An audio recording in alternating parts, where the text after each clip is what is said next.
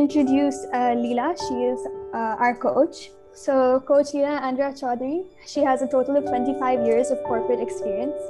She has been coaching, counseling, and facilitating for 5 years. Leela is a certified executive and team coach from Marshall Goldsmith Stakeholder Centered Coaching, Ericsson International, and Grow More. She is also a member of the International Coaching Federation, Institute of Coaching, and McLean affiliate of Harvard Medical School and Association for Coaching. Leela is also the Director of Coaching and Assessments on Trana Consulting Private Limited. So now I would like to invite Leela to take it from here. Thank you so much, Fatima. And it's so, fun listening to Vaishali, and I'm grateful to the audience for joining us this morning and spending this Saturday with us. And Vaishali, I must compliment for your courage, commitment, and perseverance. So many takeaways for me, especially when you said taking decisions and sticking to it. And like Marshall Goldsmith really talks about 3 things of leadership: courage, commitment, and humility. You have all those that you have just demonstrated to all of us. And what I really liked and loved about you is the childlike curiosity that you have actually shown all of us. So, thank you. Begin with Vaishali, I have few questions and I'm really curious and looking forward for you to answer to them. What's your favorite aspect of being an entrepreneur? My favorite aspect of being an entrepreneur? Yes. I think the idea of being, of being in control of, in some way, of being able to take initiative, where you're like, I can do anything, literally. I mean, wow. Okay. Just sort of taking that initiative, because you won't know, like I said earlier, you won't know till you do it. So just do it. Excellent. So I would also be very curious when you're saying this, that what's been the most satisfying thing about being an entrepreneur and being the leader you are? I think the idea that everything that I'm doing is at some level, it's the onus is on me. I am responsible for what I am doing, right? I can't keep like shifting the blame, saying this was not good, that person didn't say this person didn't deliver, that person did this. The idea is I'm responsible. So, that sense of accountability, I think that's very satisfying to know that if I've done something, to my best ability and knowledge, and it's worked out great, that credit is to me. If I'm not, then, the fault is with me as well, and I learn and I move on. But yeah, I think that onus, that responsibility.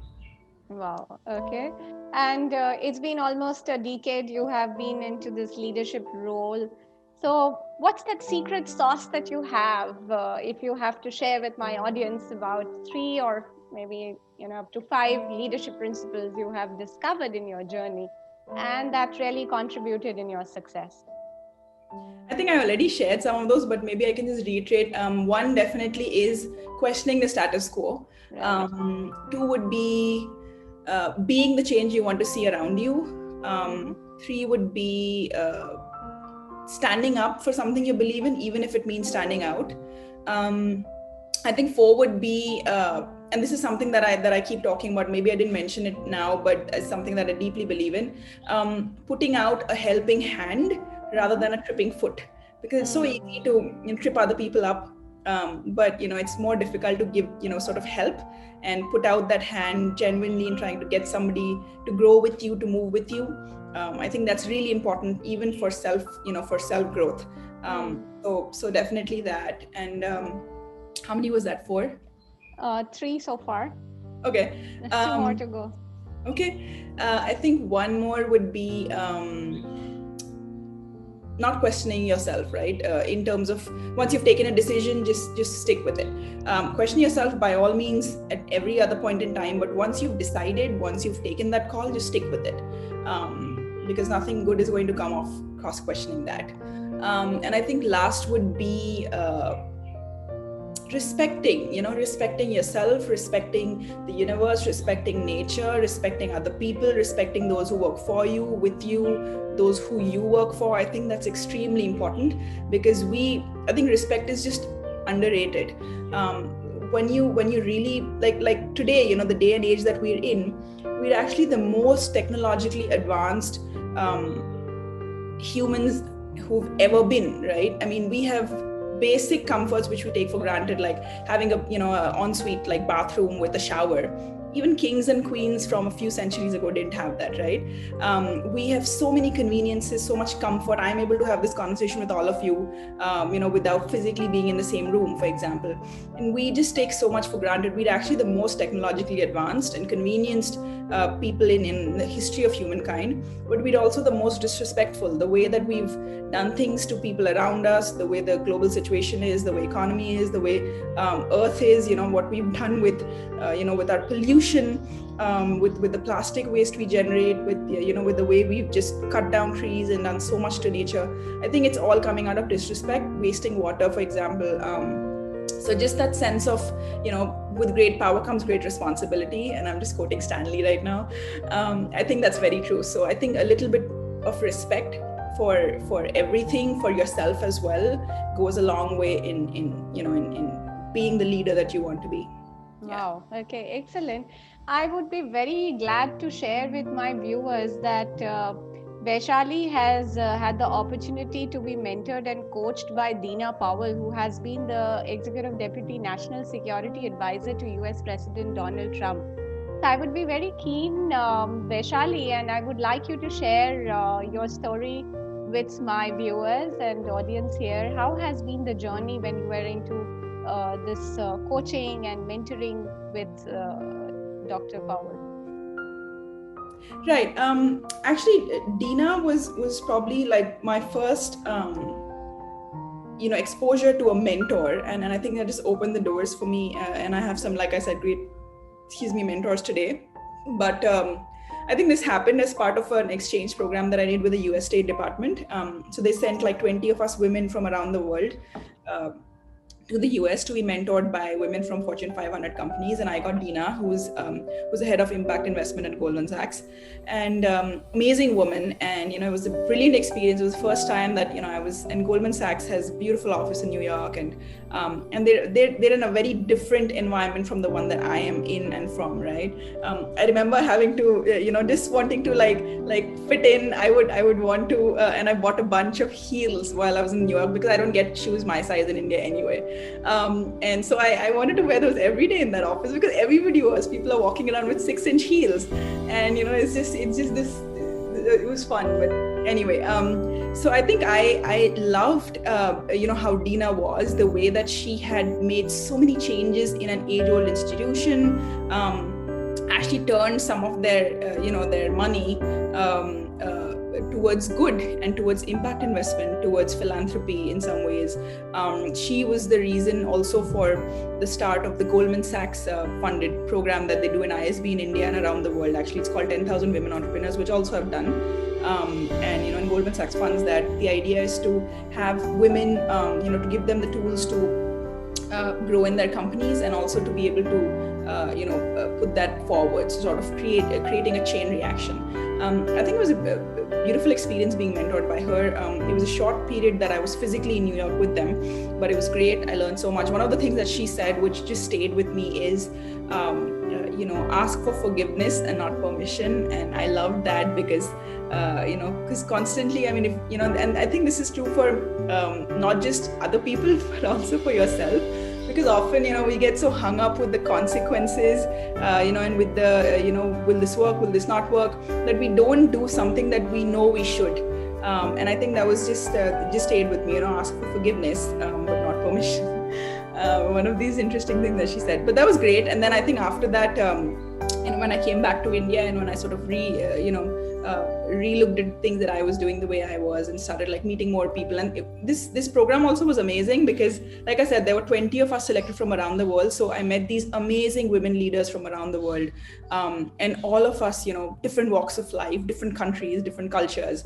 But we found so much unity and diversity. It was fascinating for me. And I had that same experience with this other program that I did with the US State Department, where, they selected business women leaders in Southeast Asia, and they got us all together in Nepal. And it was mind blowing because I met, business leaders from Pakistan, from Afghanistan, from Kazakhstan. And it was mind blowing how, you just have these ideas and opinions of people, when you don't know them, when you've not met them, you don't know what you don't know. And when that interaction happens, you realize there's so much that it completely turns everything on its head, all your assumptions, all your preconceived biases and beliefs. And you realize, people are so much more similar to you, and their circumstances are so different, and yet there's this sense of unity and diversity which you never thought possible, because politically or because of other reasons, religiously, blah blah blah, you're just constantly being taught to draw lines between yourself, between another community, another caste, another creed, another religion, another gender, another sexual preference. It's just constantly we're drawing lines. And when you actually meet and interact with people, you realize that we're all the same. We're all woven from the same thread. We're all the same elements. And and it's just beautiful. So it was mind-blowing for me. I think that also was in a huge way mentoring. I think mentorship, like I said, it's not just one individual person, but it's constantly what you're learning from all the people you interact with, and what they're learning from you. And I think I've been very fortunate to have had so many opportunities to do that constantly. And of course, now the concept of Ichigo Ichie, where I'm literally like every moment, if I can learn something, if I can teach something to somebody else, let's do it, because we're all in this together. Great. Thank you so much. And I love the quote that you said, and I am likely to be following it. Ask for forgiveness and not for permission. That's so awesome. That leads me to question you. You have been talking about your learning journey with all these people, and you have been constantly upgrading yourself and reaching out to various business schools. We have a part of our audience, senior leaders and people who are probably struggling in their career. How have coaching really helped you so far? Coaching and mentoring. Right. I think one of the things is, like I said, it challenges your existing preconceived notions of things, assumptions, beliefs, which I think is a huge learning in itself. It forces you to look at things differently, and empathy plays a strong part here as well, because you're forced to look at other perspectives in a way, right? Or you're given the opportunity to, which I think is extremely important. Also, I think sometimes, depends on where you are in life and what you're looking at gaining or learning, whether it's the network, whether it's at particular school, whether it's the specific things that they're teaching, whether it's the geography, there will be learning irrespective, whatever you do, wherever you go, right? But I think it's important to match what you want to what these guys are offering. Like, for example, if I have to today start a company and I'm thinking of accelerators or incubators to go to, I will look at the accelerators, the incubators who are offering what I want, what I'm looking for, because there is a certain cause and effect in that sense, right? And they're offering something and I want that, and if there's a match, then that's where you should. Otherwise there'll be this sense of I didn't get what I wanted out of this, or it was not useful. I think keeping that in mind is important, but definitely any kind of program, any kind of upskilling, reskilling that we're doing, any kind of interaction with other people. And I would always suggest, even though I've been running an extended reality company, I would always say that you should do it physically, in a physical classroom, or with people, like in a group, because virtual is just not the same. Well, today, of course, in today's day and age, we have to make do, but if possible, that physical interaction is the best. Because there's just so much you learn, from each other, from the program that you're doing.